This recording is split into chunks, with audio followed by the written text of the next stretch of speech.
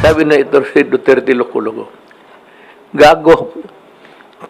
Kung loko-loko ako, ikaw na sana ang na-presidente, hindi ako.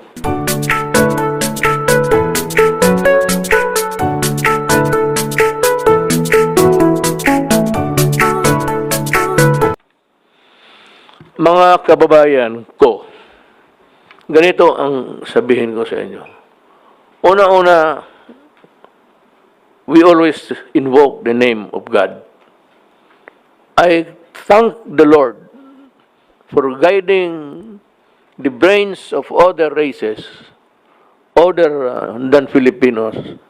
Well, we were trying, but so, lack of facilities or talagang wala talaga tayong infrastructure for research and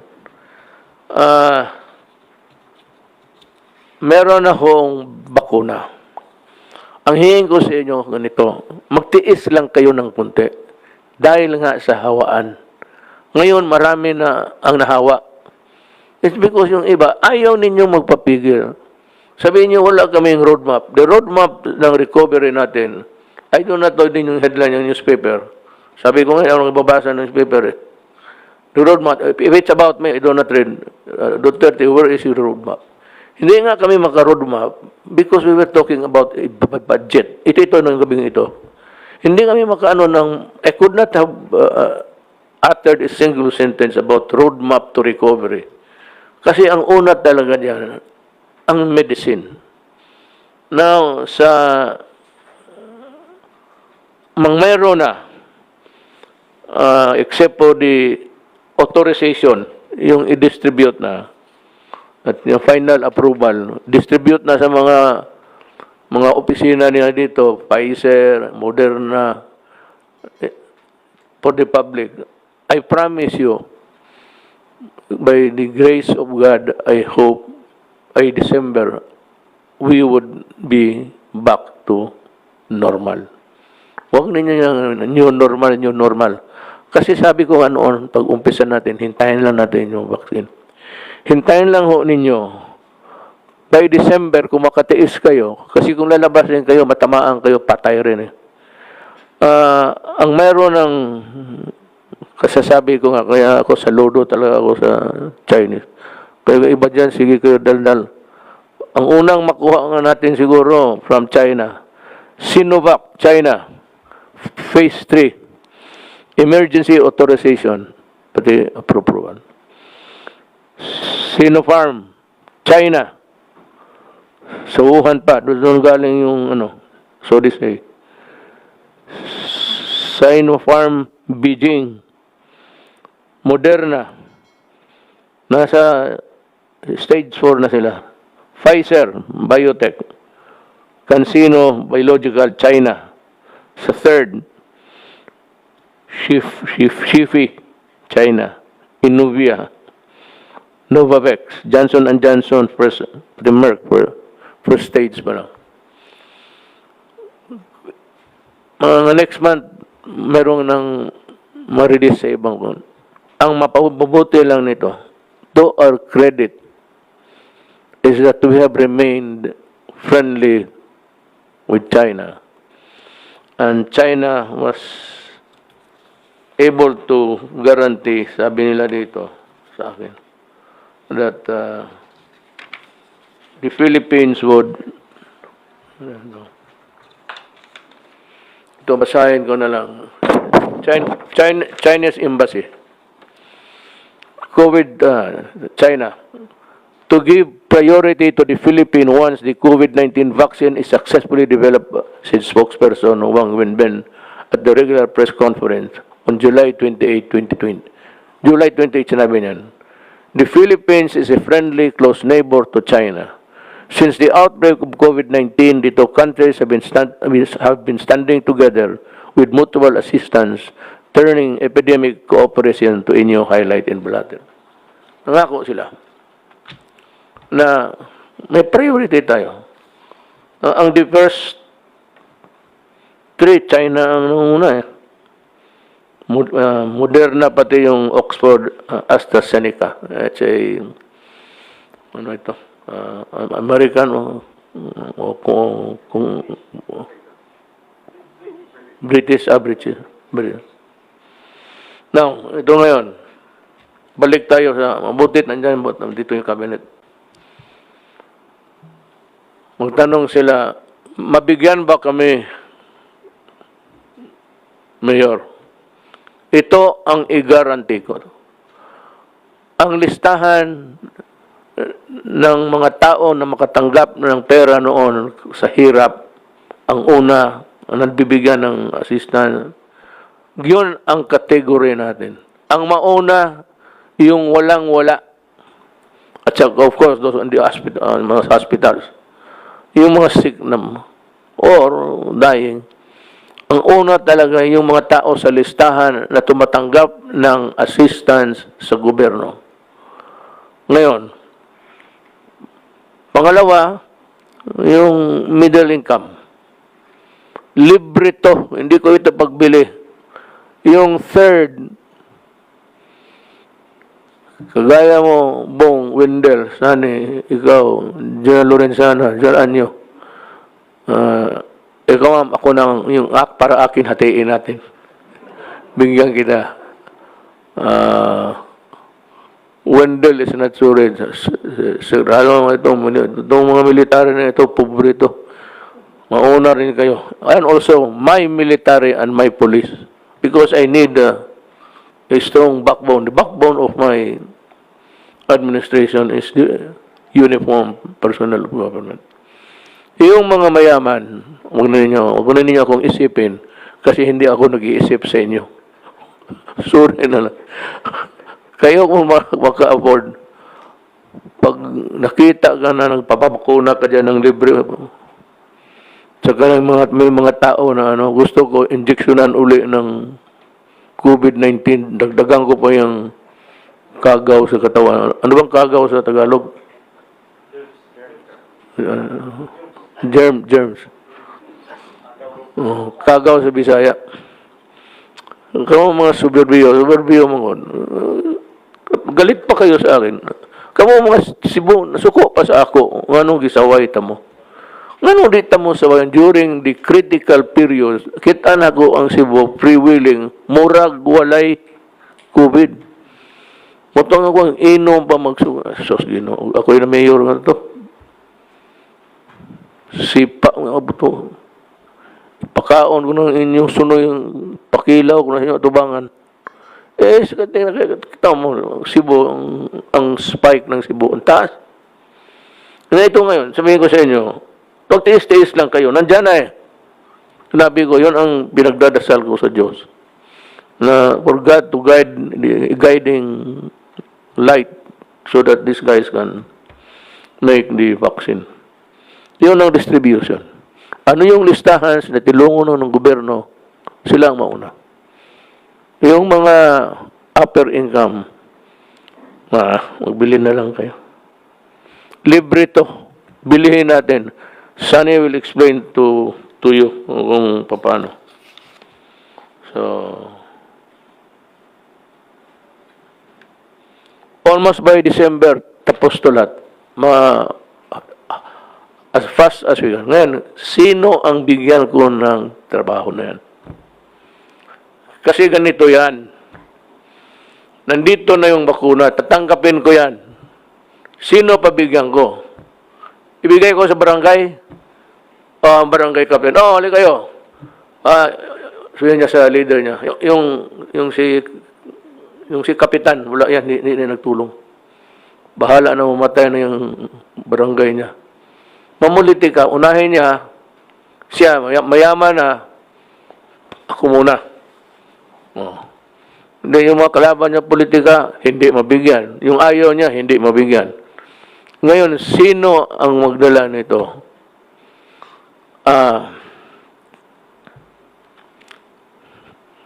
Military. Military lang. Bahala na. I'm asking the armed forces, I'm asking General Lozana. Kayo man din ang there's the setup. May task force tayo. But the implementing arm, military. Punta lang kayo sa, really, I suggest that the military assign so many of these soldiers at policemen. Punta lang kayo ng ospital, may mga military doon, punta lang kayo ng police station. Mga police, pakinggan nyo mabuti ha. Ayaw ko ng magka-atraso kayo dito. Ngayon nagka-atraso, nagkamali. Kulong talaga yun. Punta kayo sa police. Puriculture Center. Pero, military ang tusok-tusok sa iyo. Yung kalaban ko, sabihin ko sa military, do not use the needle. Bayonet ang gamitin mo. Lalo, mga drug possessed, drug addict, I will not waste my... Ibigay ko na lang yan doon sa ibang lugar na pobre rin. Hindi ko mga drug possessed, wala kayo. May listahan yung ano dyan. Hayaan mo.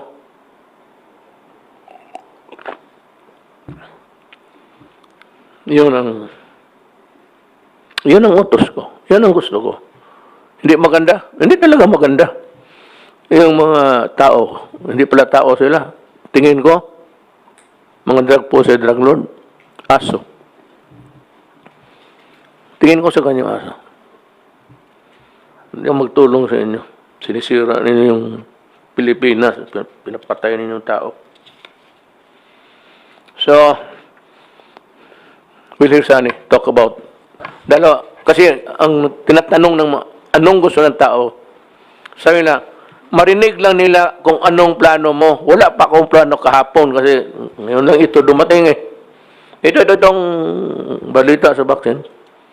Yung kompleto na talaga. So Sunny will talk about it, where to get the money, and how to go about going out of post-COVID Philippines by December, I suppose. Sunny, can you? Well, thank you ho. May balita ho ngayon na in development na yung mga in advanced development na yung mga bakuna, the inoculation. So, as you mentioned ho, tatlong pharma companies from China at saka one from Britain at saka isang from the US, di ba? Are already on the third stage. At mukhang this might be approved by their FDA by around around December or October. October the trials will finish daw. And so before December, most likely ma-approve na po yung ng mga FDA nila, yung Food and Drug Administration. So when that happens, ang Department of Health ang mamili kung anong tamang bakunang bibilhin. Okay. Ngayon, may financing plan ho kami dyan. Ang estimate ho ng Department of Health, we will need to vaccinate for free a minimum of 20 million people. Diba? So I don't know if it's one vaccine or two shots. Two shots though. So we need 40 million vaccines. Doses. 40 million doses. Ang 40 million doses times roughly $10 per dose, di ba? Is $400 million or roughly 20 billion pesos. Ang plano ho namin is we will use yung Philippine International Trading Corporation na under sa DTI bumili nitong bakuna. The ones chosen by the Department of Health. Tapos ite-turn over ho ito sa Department of Health para magamit nila sa mga poorest of the poor muna. Yung first lowest 20 million in our country. So once that happens, the Department of Health now will put in their budget to pay this $400 million or roughly 20 billion pesos. And we can pay that over maybe 2 or 3 years. So babayaran na lang nila to the financing company, which is Land Bank and DBP. So kayang-kaya ho ng DBP at saka Land Bank i-finance itong purchase ng COVID virus of about roughly mga 20 billion pesos. So we have a plan, and we can execute it as soon as the Department of Health chooses which vaccine or vaccines they want. Baka you'll choose several. So certainly by late this year, if it's available, we can already buy it. So it should be available for free to the lowest, to the poorest of the poor first in this country.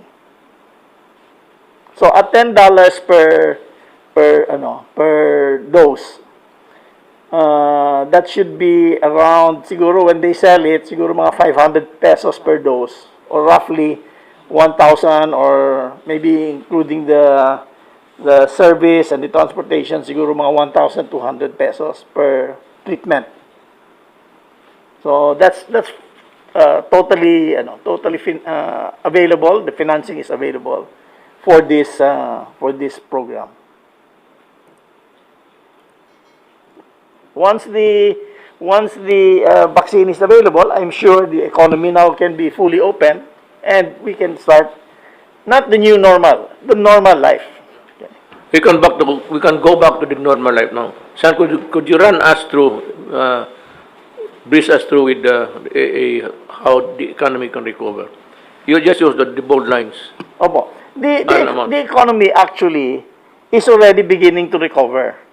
Ang estimate ho namin, we hit already the lowest part of the economy, which was April, May. Yun ho ang pinakamababa as we can see. So it's already picking up now, and we are going to be seeing a pick up in the in business activity as we go on. Actually, it's already starting to pick up already now. We have a few problems. Among them, number one, yung transportation. Kailangan we have to have more transportation available. We have to encourage people also to start spending spending money so that the economy can start picking up. In the meantime wala ho tayong problema sa liquidity. In other words, may pera. People are not short, the economy is not short of money. Number one. Number two, the inflation is relatively low. It's within our target. Number three, yung peso ho natin is the strongest in Asia. The strongest currency in Asia is the Philippine peso. It's stronger than the Japanese yen. So people have faith in us. We are able also to finance it by borrowing locally at saka borrowing internationally. So we're in good shape to take this to overcome this crisis. Alam mo, one thing that I would like also to remind people, at least they begin to misconstrue what we're saying. Sabi mo noon, Mayor, walang pera, maubos na ipagbili natin. Sabi ko, kung walang vaccine, that is why I've been repeating, vaccine. And kung walang vaccine, pag tumagal ito, maubos ng pera natin, maubos talaga. Sabi ko, magpasalamat tayo sa Diyos for guiding the hands and the brains of those people who made it possible to come up with a vaccine now. Nung sabi ko na kung wala, so bakit sa'yo may pera? May pera kasi mankind was able to arrest COVID on time. So it's about 6 months, meron ng glimmer of hope din. Now it's there actually in front of us. Bakit hindi madiretso galing China? Hindi yan kasi dadaan pa ng ating sariling clearance. Meron pa tayong food and drug. Baski na sabihin mo galing Amerika, galing China, galing United Kingdom, our experts have to see to it that it is not deleterious, it is not harmful to people. But what I'm going to stress again is that kayong mga tao, kayong naghihirap, huwag kayong slowly lang kasi yung hawaan. Wala, ito lang. Kasi kailangan, alam ko kailangan niya magtrabaho. Yung ano lang kayo, pwede tayo magbili nito? Can we buy? Tapos, kunin ninyo sa military camp. Magbili ako, bigay ko sa military, kay Secretary Lorenzana. Punta kayo sa kampo, pangalan ninyo, address. Yan ang kailangan ko. Kailangan address. Tapos non-user of drugs. Kasi user ka, sabihin ko, sorry, wala kang bakuna, mamatay ka ng pakialam ko sa buhay mo. Galit ako sa inyo Yun. Ang recover natin is normal na because I said we were able to arrest. Not us, but mankind or the Chinese, Americans were able to catch up with the COVID. So, napaiksi yung ating fears at ang ating lahat na pagdudusa. So, we are not going back to new normal. It's going to be normal again unless this mikrobo na ito, bleaching ito, mag-mutate. Kasi yan, minsan nag-mutate Ngayon, isang sungay lang, tinabukasan, may 5 sungay. Puta, another bakuna yan. Sigurado. But this time, I'm sure they're as near as they could ever be. Natabihan na nila yung germs So, gusto ko pang magsalita, gusto ko magdaldal, pero gusto ko lang magyabang. Nandito ulit yung basahin ko lang For the rest of the Philippines. For the rest of the Philippines. Minus Yung minus to. For the rest of the Philippines, minus NCR. Kasi maraming hawaan. Maglabas-labasan kayo. Hindi wala nang katapusan itong hawaan. Anyway, it's the vaccine. NCR, Bulacan, Batangas, Cavite, Laguna, Rizal, Cebu, Lapu-Lapu City, Mandaue, and Zamboanga City. Sa general community quarantine kayo.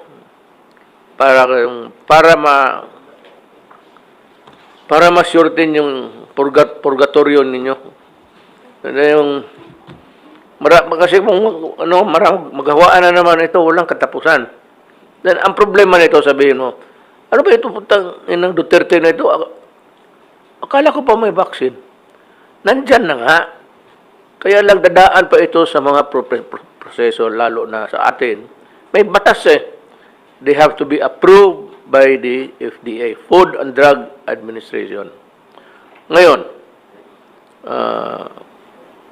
kailan? Well, as soon as possible.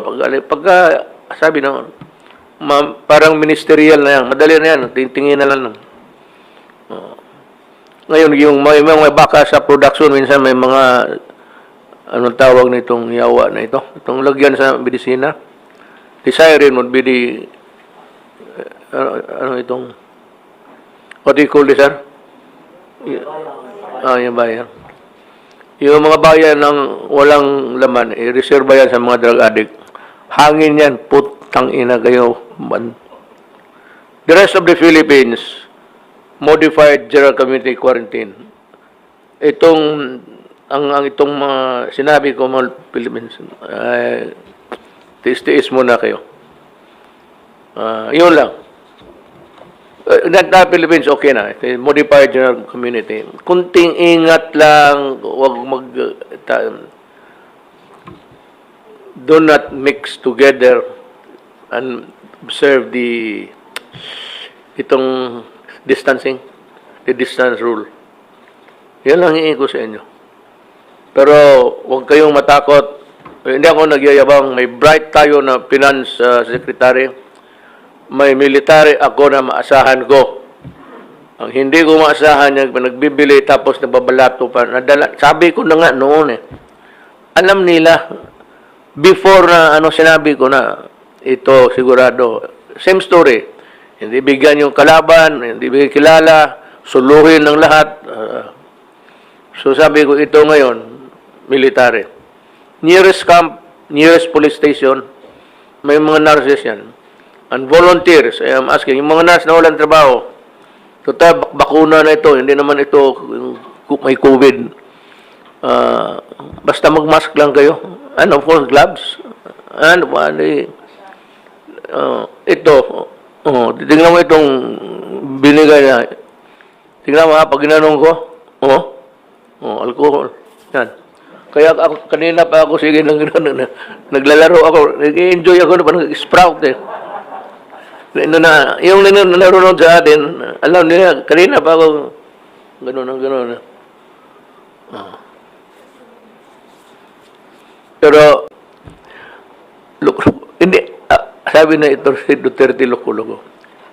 Gago. Kung loko-loko ako, ikaw na sana ang na-presidente, hindi ako.